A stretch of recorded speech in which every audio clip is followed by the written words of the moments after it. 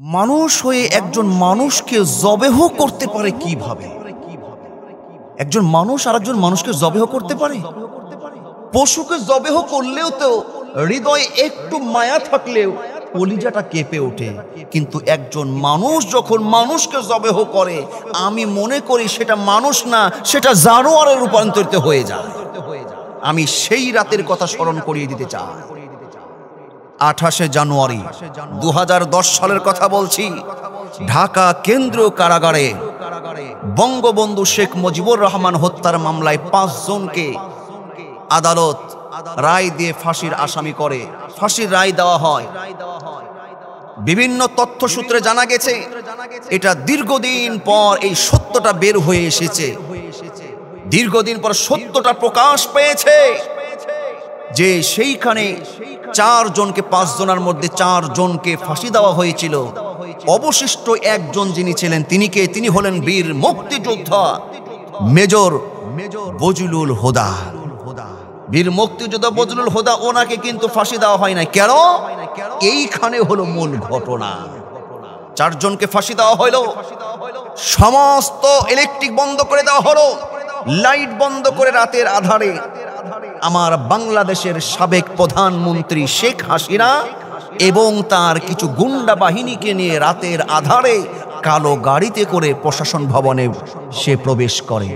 শুধু তাই নয়, প্রশাসন ভবন থেকে জানা গেছে, প্রশাসন ভবন থেকে সে প্রবেশ করে সরাসরি বীর মুক্তিযোদ্ধা মেজর বজলুল হুদার সেইখানেতে গোপন কক্ষে সে প্রবেশ করে বীর মুক্তিযোদ্ধার এই মেজর বজলুল হুদার বুকের উপরে হাত পা দিয়ে চাপা দিয়ে এই শেখ হাসিনা বসে তার গলায় ছুরি দিয়ে, অস্ত্র দিয়ে বীর মুক্তিযোদ্ধা মেজর বজলুল হুদাকে খুন করা হয়েছে, হত্যা করা হয়েছে।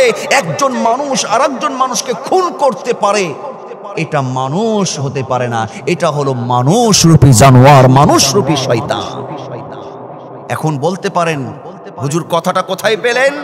এর প্রমাণ কোথায়? আপনারা সত্যটা এখন জেনেছেন, আর গোপন নাই। বীর মুক্তিযোদ্ধা মেজর বজলুল হুদার পরিবার এখন মুখ খুলেছে। বিচার তো ছিল না সমাজে, রাষ্ট্রে, কোথায় বিচার দিবে? এখন সত্যটা বের হয়েছে। আরো সত্যটা জানা গেছে কোথায় থেকে?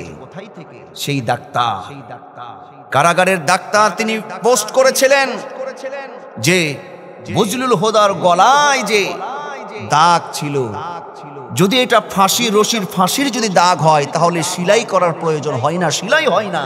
কিন্তু সেইখানে বলা হয়েছে, দেখানো হয়েছে যে মোটা কর দিয়ে, মোটা সুতা দিয়ে বড় বড় করে সেলাই করা হয়েছে।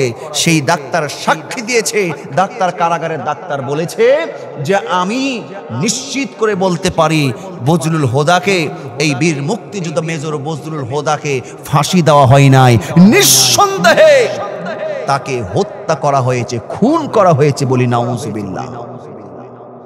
এটা এত কথা বলার কারণটা কি? আমরা কেউই চাইবো না সে জাহান্নামে যাক। এই জন্য আল্লাহ রাব্বুল আলামিন কোরআনুল কারীম পৃথিবীতে দিয়েছেন যে কোরআন থেকে মানুষগুলো শিক্ষা গ্রহণ করবে। কিন্তু একজন মানুষকে কেউ যদি খুন করে, এই অপরাধটা কত বড়! অপরাধের কারণে মানুষ জাহান্নামে যাবে, কিন্তু একজন মানুষকে খুন করলে একজন মানুষকে খুন করা হয় না। আল্লাহ রাব্বুল আলামিন কোরআনুল কারীমের 5 নম্বর সূরা মাইদার 32 নম্বর আয়াতটা দেখবেন, আল্লাহ কি বলেন? আন্নাহু মান ক্বাতালা নাফসান বিগাইরি নাফসিন আও ফাসাদিন ফিল আরদি ফাকান্নামা ক্বাতালান নাস জামিআ ওয়া মান أحياها فكأنما أحيا الناس جميعا ولقد جاءتهم رسلنا بالبينات ثم إن كثيرا منهم بعد ذلك في الأرض لمسرفون।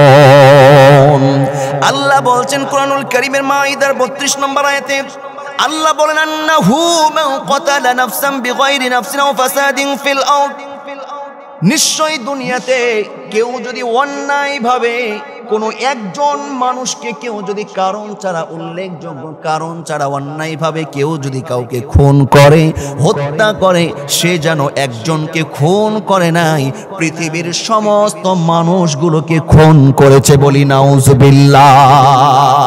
আর এমনটাই যদি হয়, সমস্ত মানুষকে খুন করার দায় নিয়ে কেউ যদি হাসরের ময়দানে দাঁড়ায়, আমার তো মন বলে তার জান্নাত নয়, জাহান্নাম ছাড়া অন্য কোনো জায়গায় স্থান হতে পারে না।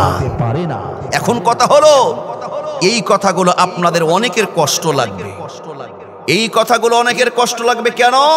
নিজের দলের স্বার্থে, নিজের ব্যক্তিগত স্বার্থে। কিন্তু মনে রাখবেন, মনে রাখবেন, আপনার নেতার চাইতে দল বড়, দলের চাইতে রাষ্ট্র বড়, রাষ্ট্রর চাইতে আপনার ঈমান আল্লাহর কাছে কোটি কোটি গুণ বড়, বলি সুবহানাল্লাহ। কিন্তু এই সত্য কথা, অনেকে সত্য কথা আপনি সত্য উঁচু গলায় বলতে পারেন না। মনে রাখবেন, আপনি সত্যকে সত্য, মিথ্যাকে মিথ্যাকে যদি আপনি না বলতে পারেন, আপনি সাদাকে সাদা, কালোকে কালো যদি না বলতে পারেন, সত্য মিথ্যার পার্থক্য যদি আপনার বিচার করার ক্ষমতা না থাকে, আপনি মানুষ, তবে মানুষ হলেন, আপনি হলেন বিবেকহীন মানুষ। শুধু তাই না, সত্যের পক্ষে আপনি কথা বলা, সমর্থন করার ক্ষমতা যদি আপনার না থাকে, মনে রাখবেন আপনি এই দেশের আপনি কীট বলে গণ্য হবেন। এখন কেন অনেকের কষ্ট লাগে কেন জানেন? কষ্ট লাগে তার কারণ হলো, চিন্তা করে যে আমার দল, আমার ক্ষমতায়, আমি তাদের কাছ থেকে চাকরি নিয়েছি, আমি আমার খাবারের ব্যবস্থা, থাকার ব্যবস্থা করে দিয়েছে, আমি সেই সত্যে সেটা মিথ্যা, মিথ্যার বিপক্ষে আমি সত্য কিভাবে বলি? কিন্তু আপনি কি চিন্তা করেছেন রিজিকের মালিক কে? রিজিকের মালিক হলো আল্লাহ। ওমা মিন দাব্বাতিন ফিল আরদি ইল্লা আলাল্লাহি রিজকুহা। সমস্ত প্রাণীর, বিচরণশীল সমস্ত প্রাণীর রিজিকের মালিক একমাত্র আল্লাহ। এই জন্য আপনি যদি ইমানদার মুসলমানের খাতায় নাম রাখতে চান, আপনি কখনো কারো পা চাটা গোলামি করতে পারেন না, কারো পা চাটা গোলামি করতে পারেন না। তার কারণ এই বিশ্বাস তো আপনার আছে যে আপনি যদি ইমানদার মুসলমান হয়ে থাকেন, আপনার জন্য আমার একটু কথা, আপনার জন্য যে আপনি সত্যকে সত্য, মিথ্যাকে মিথ্যা বলে মেনে নিতে পারছেন না, আপনি যদি ইমানদার হয়ে থাকেন তাহলে আপনার জন্য, আপনি যদি মুসলমান হয়ে থাকেন তাহলে আপনার জন্য আমার দুটো কথা। সেই কথাটা কি? আপনি চিন্তা করুন, আপনি চিন্তা করছেন এই দুনিয়াতে আপনাকে সেই বাঁচাবে, কাল কিয়ামতের দিন আপনি ইমানদার মুসলমান, আপনাকে কিন্তু আল্লাহর সামনে দাঁড়া করাতে হবে, আল্লাহর সামনে কিন্তু আপনাকে দাঁড়াতে হবে। এই সত্য মিথ্যার পার্থক্য সেই দিন আল্লাহ কিন্তু পরিষ্কার করে দেবে।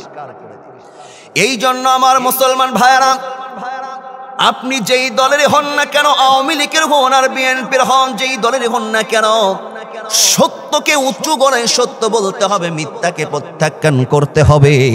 তা না হলে কিয়ামতের দিন এমন একটি সময় আসবে, যেই দলের জন্য, যেই নেতার জন্য আপনি জবান দিয়ে মিথ্যা বলেছেন, আদর্শ মিথ্যা দিয়ে তৈরি করেছেন, যদি এমনটাই হয়, কিয়ামতের দিন এমন একটি পরিস্থিতি সৃষ্টি হবে, সেই হাসরের ময়দানটা কত ভয়াবহ হবে। আপনার প্রধানমন্ত্রী শেখ হাসিনা, আপনার স্বরাষ্ট্রমন্ত্রী আসাদুজ্জামান খান কামাল, আপনার তারপরে সাধারণ সম্পাদক ওবায়দুল কাদের, যেই দল করুন না কেন, আপনার যদি আপনি সত্যকে সত্য না বলতে পারেন, কিয়ামতের দিন কোনো বান্দা, কোনো নেতা, আপনার কেউ কিন্তু সেই দিন আপনাকে বাঁচাতে পারবে না। আল্লাহ বলেন, ইয়াউমা ইয়াফিরুল মারউ মিন আখিহি ওয়া উম্মিহি ওয়া আবিহি ওয়া সাহিবাতিহি ওয়া বানি লিকুল্লি ইমরিইম মিনহুম ইয়াউমা ইযিন শাআনুন ইউগনি। সেই দিন কোনো ভাই ভাইয়ের জন্য আগাবে না, এমন কি দুধ দেওয়া মা সন্তানের কথা বলে যাবে। বন্ধু বান্ধব তো দূরের কথা, আপনার নেতা তো দূরের কথা, আপনার দলের প্রধান দূরের কথা, সেই দিন সকলে ইয়া নাফসি নিজেকে নিয়ে এতটাই ব্যস্ত হয়ে যাবে, আমার হবে কি এই চিন্তায় সকলে ব্যস্ত হয়ে যাবে। সেই দিন কিন্তু আপনাকে কেউ বাঁচাতে পারবে না। কেউ যদি বাঁচাতে নাই পারে, আপনি আপনার ঈমান আমলকে নষ্ট করে আপনি নিজ হাতে জাহান্নাম কেন ক্রয় করে নেবেন? দরদির আমার, সেই দিনটা এত কঠিন হবে, আপনার কোনো নেতা আপনাকে বাঁচাতে পারবে না। আপনার আমল দিয়েই আপনার স্থান আপনাকে নির্ধারণ করে নিতে হবে। সেই দিনটা কত ভয়ানক হবে, কোন রাষ্ট্রপ্রধান, কোন নেতা কেউ সেই দিন আল্লাহর সামনে কথা বলতে পারবে না। আল্লাহ বলেন, মাযাল্লাযী ইয়াশফাউ ইনদাহু ইল্লা বিইযনিহি। আল্লাহ রাব্বুল আলামিন আয়াতুল কুরসির মধ্যে বলছেন, কে সে যে তাহার অনুমতি ব্যতীত আল্লাহর নিকট সুপারিশ করবে। সুবহানাল্লাহ, আল্লাহর সামনে কেউ সুপারিশ করার ক্ষমতা রাখবে না একমাত্র বিশ্ব নবীজি ছাড়া। কিসের আপনার লিডার, কিসের আপনার নেতা? অন্য জায়গায় আল্লাহ বলেন, হাসরের ময়দানটা, দুনিয়ার জীবনটা হলো ক্ষণস্থায়ী জায়গা, এই দুনিয়াটা চিরস্থায়ী জায়গা নয়। আপনি যদি মুসলমান হন, ইমানদার হন, আপনার বিবেকের কাছে আমার এই থিওরি প্রশ্ন থাকলো, আপনি যদি ইমানদার হন, মুসলমান হন, আপনি মরবেন বিশ্বাস করেন, হাসর হবে বিশ্বাস করেন, কিয়ামতের দিন আমাদেরকে দাঁড়াতে হবে আপনি বিশ্বাস করেন, তাহলে আপনি হৃদয়ের কান দিয়ে আলোচনাটা শুনে আল্লাহ কি বলছেন, ইয়াউমা লা তামলিকু নাফসুল লিনাফসিন শাইআ ওয়াল আমরু ইয়াউমাইযিন লিল্লাহ।